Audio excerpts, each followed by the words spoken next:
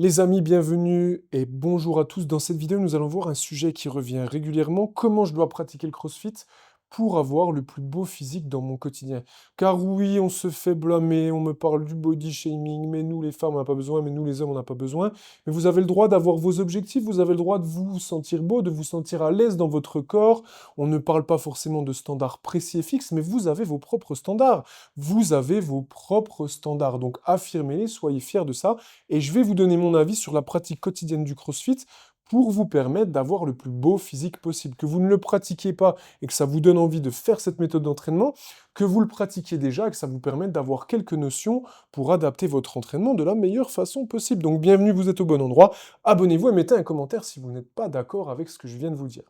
Pour commencer, c'est très simple, il faut déjà avoir en tête la notion de physique et de performance. Et bien souvent, quand vous allez chercher les performances, jusqu'à un certain niveau, elles vont être antagonistes au visuel. Il y a des sports qui demandent la performance, qui vont donner de très beaux visuels.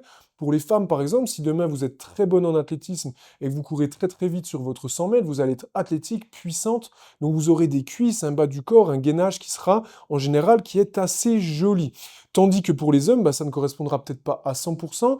Il est vrai que dans notre sport, dans le CrossFit, il y a mine de rien beaucoup de gymnastique, beaucoup de charges lourdes. Donc si vous cherchez trop la performance, en tout cas pour les filles, il se peut qu'à un moment donné, ce soit antagoniste au visuel que vous recherchez, puisque vous allez prendre trop de muscles pour le haut du corps. Donc déjà, mon premier conseil, c'est que si vous pratiquez le CrossFit, ne cherchez pas trop la performance, fixez-vous des objectifs, évidemment, mais des objectifs liés aussi à ce que vous recherchez au niveau du visuel. Donc plutôt de l'haltérophilie, plutôt des soulevés de charge. En général, visuellement, ça correspondra bien plus pour vous, mesdames, que le haut du corps. Les gars, après, lâchez-vous aussi, vous pouvez faire, vous, un peu plus de performance, mais en tout cas, bien souvent, quand vous cherchez le visuel, la performance est la première chose sur laquelle vous devez faire attention. Deuxième chose, si vous avez peur de prendre trop de muscles, n'oubliez pas que la fonction crée l'organe, donc si vous soulevez des charges plus ou moins lourdes plein de fois, le corps va avoir les adaptations qui vont avec. Donc il suffit simplement de diminuer un petit peu les charges sur les groupes musculaires où vous ne voulez pas trop prendre.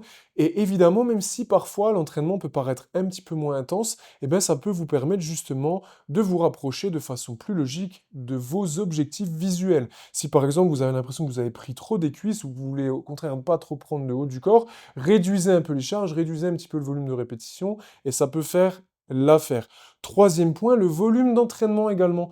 Essayez de ne pas vous entraîner tous les jours, car si vous entraînez tous les jours, votre corps va avoir des besoins caloriques, des besoins de reconstruction musculaire, une prise de masse, une prise d'alimentation qui sera forcément un peu plus importante. Donc en général, ça va vous permettre et ça va vous faire sortir un petit peu de vos objectifs visuels. Donc on a 3 points pour résumer les choses.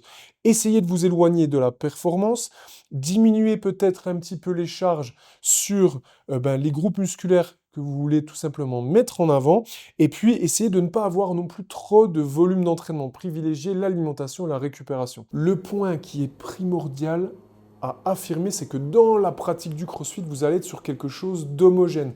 La totalité des muscles de votre corps va travailler. Et ça, c'est vrai que c'est un petit peu plus difficile à trouver dans les autres activités. Quand je fais que de la muscu, ok, aujourd'hui je fais le bas du corps, aujourd'hui je fais le haut du corps, comment j'organise tout ça?